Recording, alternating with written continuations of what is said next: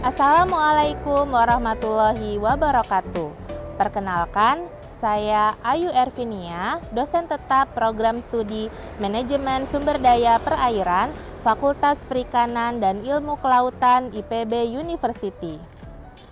Saat ini, saya sedang mengikuti sertifikasi dosen yang diselenggarakan oleh Kementerian Pendidikan Tinggi, Sains, dan Teknologi.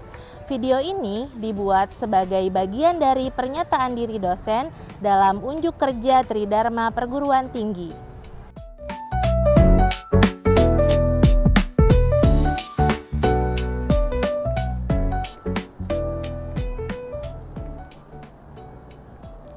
Melalui video ini, saya akan menyampaikan pelaksanaan Tridharma Perguruan Tinggi dalam bidang pengajaran, yaitu pada mata kuliah Ekotoksikologi Perairan. Mata kuliah ini memiliki kode MSP 1323 dengan bobot 3 SKS yang terdiri dari 2 SKS kuliah dan 1 SKS praktikum. Mata kuliah ini merupakan mata kuliah wajib in-depth course yang diambil oleh mahasiswa semester 5. Mata kuliah ini membahas mengenai konsep-konsep dasar ekotoksikologi, sifat dan sumber bahan toksik, pengaruh toksikan terhadap biota akuatik, serta monitoring dan evaluasi bahan toksik di lingkungan perairan.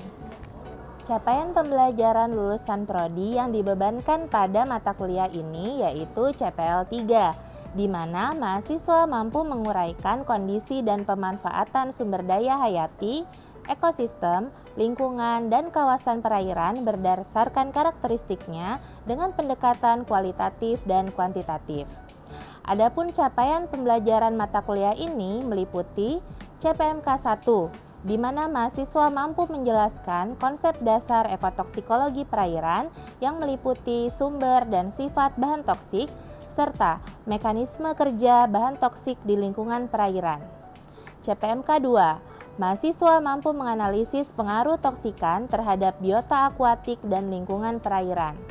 CPMK 3, mahasiswa mampu melaksanakan kegiatan monitoring dan menganalisis akumulasi toksikan pada biota akuatik dan lingkungan perairan.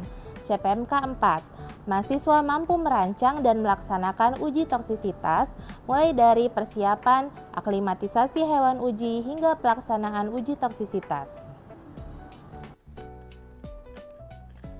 3 komponen proses pembelajaran yang terdiri dari delivery, interaction, and assessment. Yang pertama, delivery. Aktivitas pembelajaran mata kuliah ini dilaksanakan melalui kombinasi kuliah tatap muka interaktif, problem-based learning, praktikum lapang seperti pengambilan sampel air, sedimen, dan biota akuatik, praktikum laboratorium, yaitu preparasi dan analisis sampel, persiapan dan aklimatisasi hewan uji, serta uji toksisitas. Media pembelajaran yang digunakan meliputi materi presentasi, video pembelajaran, dan kuis interaktif. Referensi pembelajaran yang dapat digunakan oleh mahasiswa terdiri dari buku referensi, modul pembelajaran, dan artikel ilmiah dari jurnal bereputasi. 2. Interaksi. Interaksi pembelajaran dilakukan melalui komunikasi dua arah antara dosen dan mahasiswa, serta ada diskusi kelompok antar mahasiswa untuk menyelesaikan studi kasus dan bimbingan selama kegiatan, baik di lapangan maupun di laboratorium. Ketiga, assessment. Penyelenggaraan mata kuliah berlangsung sebanyak 16 kali pertemuan, yang terdiri dari 14 kali pertemuan tatap muka untuk kuliah dan praktikum, serta 2 pertemuan untuk UTS dan UAS. Bobot penilaian pada mata kuliah ini terdiri dari aktivitas partisipatif 5%, tugas 5%, kuis 5%, hasil proyek 55%, ujian tengah semester 15%, dan ujian akhir semester 15%. Berikut adalah video pembelajaran mata kuliah Ekotoksikologi Perairan dengan topik efek biologis endocrine disrupting chemicals pada biota akuatik. Assalamualaikum warahmatullahi wabarakatuh. Waalaikumsalam warahmatullahi wabarakatuh. Selamat pagi semuanya. Gimana kabarnya hari ini? Ya, semoga semangat ya untuk mengikuti kuliah mata kuliah konteks psikologi perairan MSP 1323. Hari ini kita sudah masuk di pertemuan ke-11 dengan topik efek biologis endokrin disruptive chemicals pada biota akuatik. Sebelumnya, saya mau cek dulu nih, ada yang masih ingat dengan topik kita sebelumnya? Apa itu EDC? Ya, boleh Renvi. Saya EDC adalah salah satu penggunaan yang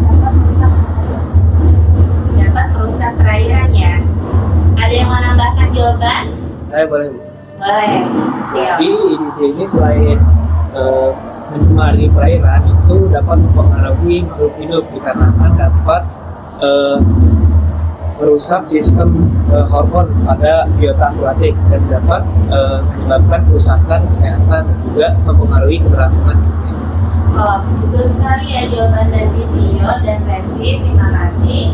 Jadi EDC ini adalah bahan kimia yang ketika dia masuk di lingkungan perairan dan organisme akuatik itu terpapar oleh EDC, maka dia akan mengalami gangguan fungsi hormon.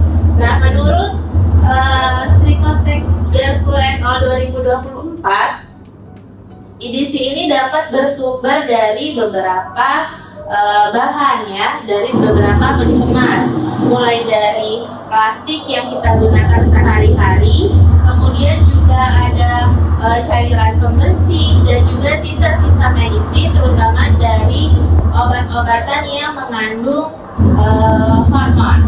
Lalu juga dari aktivitas pertanian, di sini yang menggunakan pestisida itu dapat mengganggu fungsi hormon ketika organisme ataupun manusia itu terpapar. Sebagaimana kita ketahui bahwa seluruh fungsi fisiologis organisme hidup atau makhluk hidup itu dia sangat tergantung sekali dari fungsi hormon.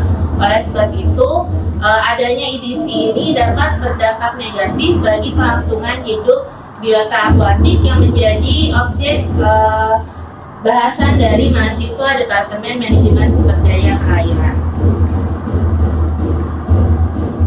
Baik, selanjutnya saya akan menjelaskan mengenai bagaimana sih EDC ini bisa masuk ke dalam tubuh organisme akuatik. Jadi EDC ini dapat masuk melalui dua mekanisme, yaitu melalui makanan dan yang kedua itu melalui pernafasan atau penyerapan melalui difusi kulit dan juga insang. Sebagaimana kita ketahui, bahan kimia ini khususnya yang persisten, dia akan terakumulasi di jaringan lemak dan dia akan sulit sekali untuk didetoksifikasi dari dalam tubuh. Nah, ini kalau yang larut dalam air, dia akan masuk cenderung itu melalui air dan juga melalui insang. Selanjutnya, kita akan membahas mengenai dampak dari EDC ini pada ikan. Di sini ada yang suka makan ikan? Ada ya. Ya, saya juga suka makan ikan. Nah, ikan itu adalah salah satu biota akuatik yang hidup di berbagai macam perairan, mulai dari perairan darat seperti sungai, danau, rawa, waduk, kemudian juga di perairan pesisir ya. Di sini ada yang pernah lihat ikan di ekosistem mangrove? Ada ya. Di ekosistem mana lagi ada ikan? Pesisir. Lamun. Terumbu karang. Ada nggak ikan di laut? Ada. Nah, ikan itu hidupnya di mana? Di air ya. Jadi media hidup ikan itu adalah air.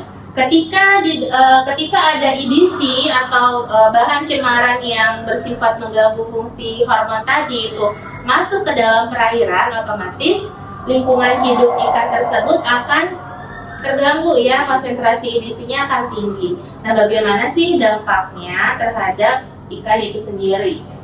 Nah, di sini bisa dilihat EDC itu bisa menyebabkan kecacatan gonad. Tahu gonad? Tahu ya, organ reproduksi pada ikan ya. Gonadnya itu akan mengalami kecacatan. Kecacatannya seperti apa? Nah, kecacatannya itu bisa ikan yang jantan itu akan lebih feminin. Ikan yang betina dia akan lebih maskulin. Nah, ini karena kenapa terjadi feminisasi pada ikan jantan? Biasanya itu ada indikasi adanya hormon estrogen di dalam gonad ikan jantan. Nah, bagaimana cara kita bisa mengetahui bahwa ada EDC di perairan dan berdampak negatif pada ikan? Nah, di sini kita bisa menggunakan biomarker vitelogenin. Itu adalah suatu protein yang bisa kita identifikasi di dalam gonad ikan. Ketika gonad jantan itu teridentifikasi ada biomarker vitelogenin, itu menunjukkan bahwa dalam gonad jantan itu juga dia membentuk sel telur. Jadi dalam satu individu tidak hanya sel sperma yang dibentuk, tapi juga sel telur. Nah, dalam jangka panjang ini bisa menyebabkan kegagalan reproduksi pada populasi ikan. Selanjutnya pada moluska. Tahu moluska?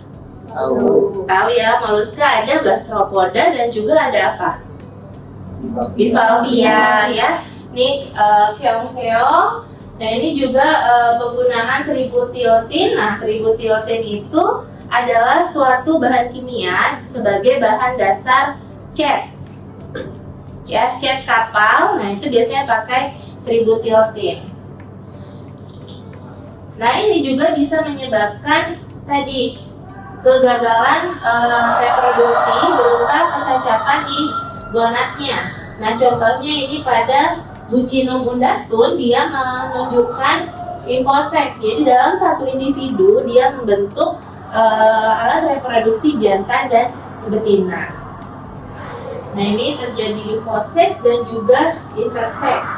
Perbedaannya apa? Imposeks dan interseks. Imposeks adalah berkembangnya organ kelamin jantan pada individu betina. Nah, kalau interseks itu dia transformasi dari yang betina menjadi jantan.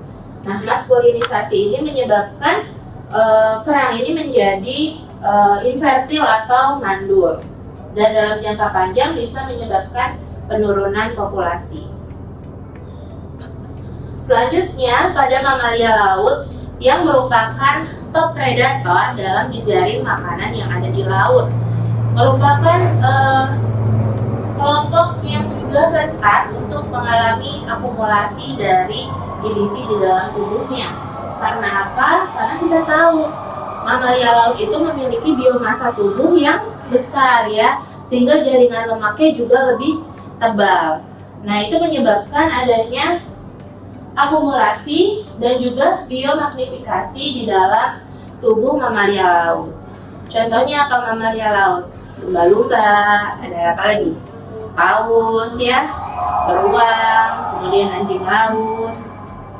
Seperti itu. Jadi bisa terjadi bioakumulasi dan biomagnifikasi. Ada yang mau ditanyakan? Iya, mau tanya. Biomagnifikasi sama bioakumulasi itu apa sih, Bu? Agak asing gitu. Baik. Bioakumulasi dan biomagnifikasi ya. Perbedaannya apa? Jadi yang pertama, bioakumulasi. Bioakumulasi itu adalah peningkatan konsentrasi dari bahan toksik di dalam tubuh satu organisme karena aktivitas tadi makan-memakan dan juga aktivitas tadi dari difusi ya, difusi bahan toksik itu ke dalam tubuhnya. Sementara kalau biomagnifikasi itu adalah peningkatan konsentrasi bahan toksik itu karena jejaring makanan. Jadi misalnya Afif adalah apa? Afif ikan, lumba-lumba. Lumba-lumba Afif adalah lumba-lumba. Lumba-lumba makan ikan kecil, makan renfi ya, renfi ikan kecil. Nah, renfi di dalam tubuhnya itu sudah ada bahan toksik. Jadi renfi itu karena dia memakan zooplankton yang sudah ada bahan toksik tersebut di dalam tubuhnya. Jadi semakin tinggi trophic level dari suatu spesies, dia akan mengalami resiko tingginya konsentrasi suatu bahan toksik dalam tubuhnya. Karena itu seperti hukum alam. Jadi dari trophic level yang rendah sampai trophic level yang tinggi, resiko untuk terpapar terakumulasi dan magnifikasi dalam tubuh itu akan semakin besar ya. Bisa dipahami? Lagi. Selanjutnya pada burung. Nah, burung ini dia merupakan hewan darat ya, tapi juga dia ada yang hidup di laut ya. Biasanya kalau nelayan, kalau lihat burung itu tandanya apa? Ada ikan, betul. Jadi karena burung juga makan ikan ya. Selain burung itu makan ikan, dia juga suka makan biji-bijian dari padi ya yang ada di sawah. Nah, aktivitas pertanian yang intensif itu biasanya juga melibatkan penggunaan pestisida. Pestisida itu digunakan secara masif di pertanian dengan cara disemprot pestisida itu di seluruh area pertanian sehingga biji-bijian ataupun tanaman sayur yang ada di lahan pertanian itu bisa mengandung residu pestisida. Nah, apa sih dampak pestisida pada burung? Nah, dampak pestisida pada burung ini bisa dalam bentuk penipisan cangkang telur dari burung tersebut. Akibatnya, kalau cangkang telurnya itu lembek, calon embrio di dalam tubuh itu telur tersebut tidak bisa berkembang secara optimal, lalu juga bisa menjadi sasaran dari predator. Baik, untuk materinya dari saya itu cukup. Sekarang kita masuk ke student center learning. Jadi mahasiswa akan dibagi ke dalam 2 kelompok ya. Kelompok A itu di sisi sebelah kanan saya, mulai dari Naomi sampai Afif. Kemudian kelompok B di sebelah kiri saya, dari Dewanti hingga Gifara. Nah, teman-teman nanti akan membahas artikel ilmiah terkait topik kita pada pagi hari ini, yaitu dampak dari EDC terhadap biota akuatik. Nah, EDC yang kita pilih pada pagi hari ini adalah bisphenol A. Apa itu bisphenol A? Bisphenol A itu adalah suatu bahan kimia yang digunakan sebagai bahan dasar pembuatan plastik. Nah, itu karena plastik is everywhere, kita gunakan plastik untuk kehidupan kita sehari-hari, maka resiko paparan BPA di perairan itu akan sangat tinggi. Baik, kalau gitu saya beri waktu sekitar 1 menit sampai 3 menit ya untuk mendiskusikan. Bisa udah didapat ya papernya ya. Silakan.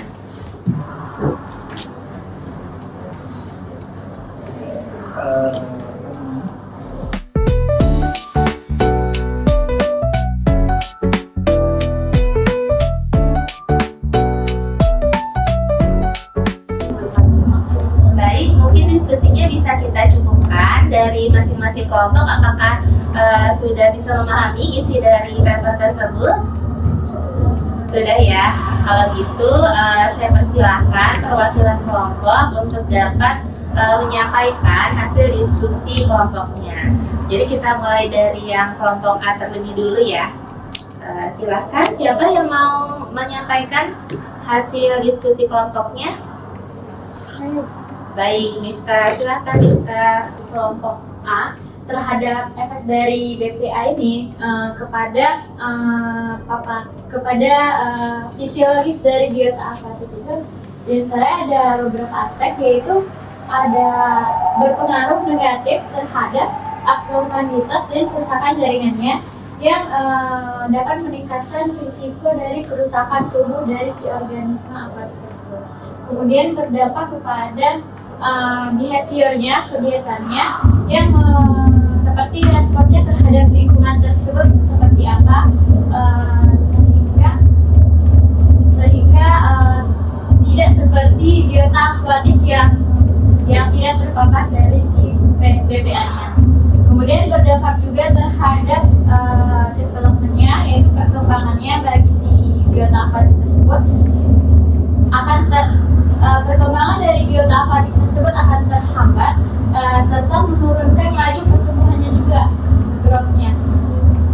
Kemudian selain itu BPA ini juga akan mengganggu metabolisme energi yang sehingga energinya itu tidak dapat dimanfaatkan dengan baik secara optimal. Kemudian berdampak juga terhadap kelangsungan hidup dan karakteristik spesifik pertumbuhannya. Kemudian paparan BPA ini juga dapat menurunkan imun dari si biota aquaticnya. Jadi serta dapat mengganggu kemampuan lokomasi pada organisme tersebut.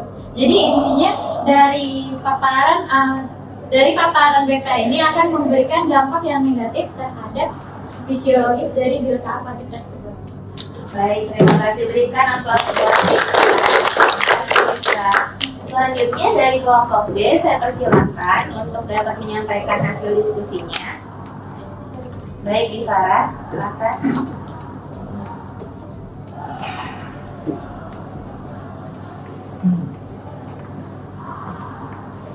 Oke, jadi untuk kelompok B kan tadi membahas mengenai dampak paparan BPA terhadap kelompok organisme dan stadia fase awal kehidupan dari organisme. Jadi dari artikel yang kami baca, organisme itu terbagi menjadi 3 kelompok. Yang pertama ada autotrof. Autotrof itu seperti tumbuhan yang dibagi menjadi makroalga, fitoplankton, dan angiospermae.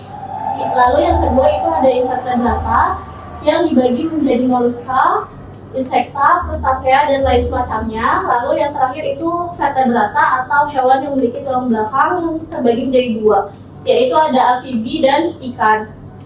Dari ketiga kelompok tersebut terbagi menjadi 4 fase kehidupan, yang dimana terbagi menjadi dewasa, juvenile, embrio, lalu terakhir itu ada larva. Dari grafik yang ditampilkan di artikel yang kami baca, itu terlihat bahwa semakin kecil atau semakin fase kehidupannya semakin awal atau fase larva, maka kemungkinan terpapar dari BPA atau difenol A-nya itu semakin tinggi. Terlihat dari grafik,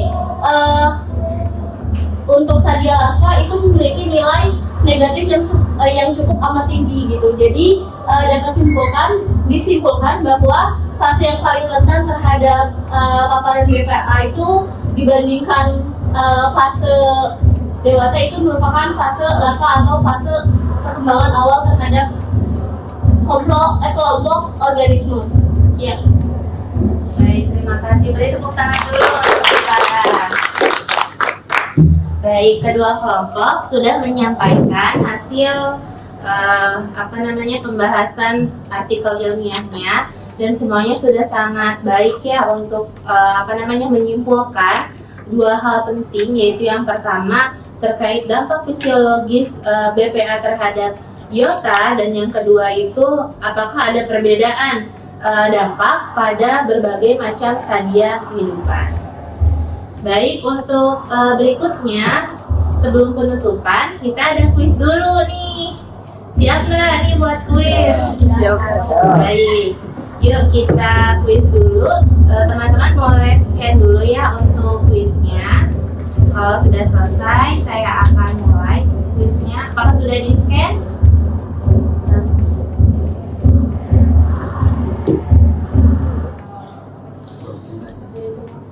Iya. Nah, Mita sudah join.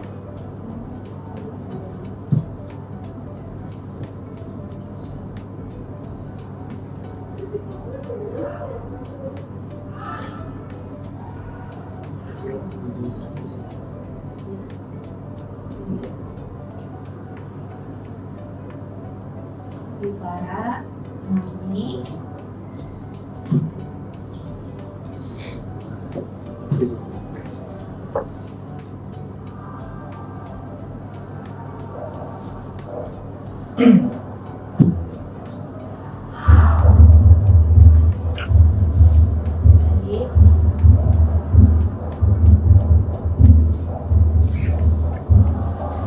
Lagi ya, siapa yang belum join? Pilih ya.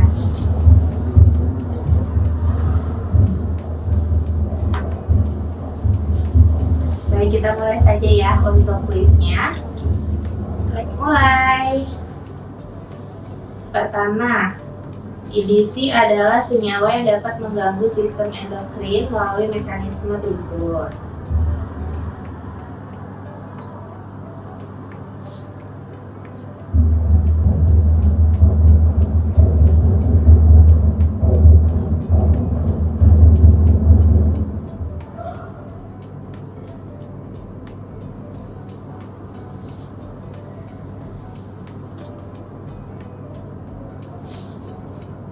Ya, ada 4 yang benar ya, 3 masih kurang tepat. Jadi untuk EDC ini dia akan mengganggu sistem endokrinnya itu melalui apa? Kecualinya adalah meningkatkan kadar oksigen ya, kecuali yang saya lebih teliti lagi ke depannya. Baik, berikutnya manakah di antara sumber berikut yang merupakan penyumbang utama EDC ke ekosistem perairan?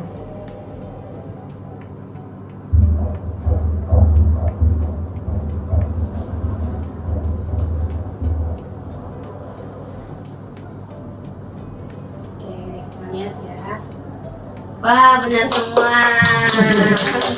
Lanjut ya. Soal ketiga.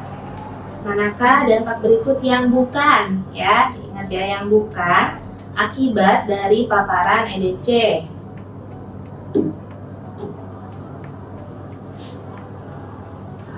Oke, kita lihat responnya. Wih, benar semua. Keren. Lanjut.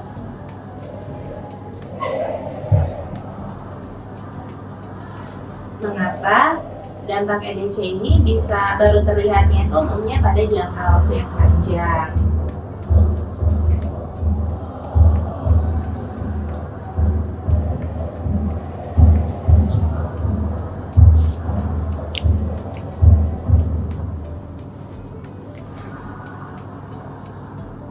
Keren, keren semua.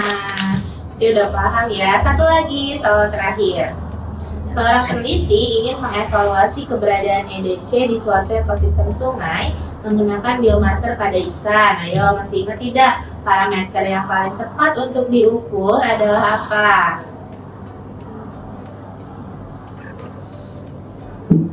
Mantap, keren.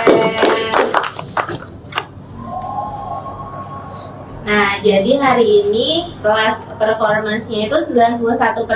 Artinya kalian paham dengan apa yang kita pelajari pada hari ini tuh sebesar 91%. Jadi masih ada tadi di awal mungkin masih ngeblank gitu ya, itu tidak apa-apa. Semoga nanti berikutnya lebih baik lagi. Sebelum kita tutup, ada yang mau menyampaikan refleksi kegiatan kita pada pagi hari ini? Apa manfaat yang didapatkan? Silakan.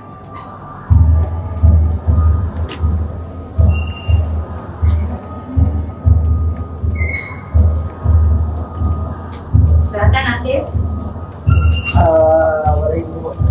Pada hari ini kita mempelajari EDC, endocrine disrupting chemicals, yang dimana EDC ini mempengaruhi hormon yang ada pada biota atau manusia itu sendiri.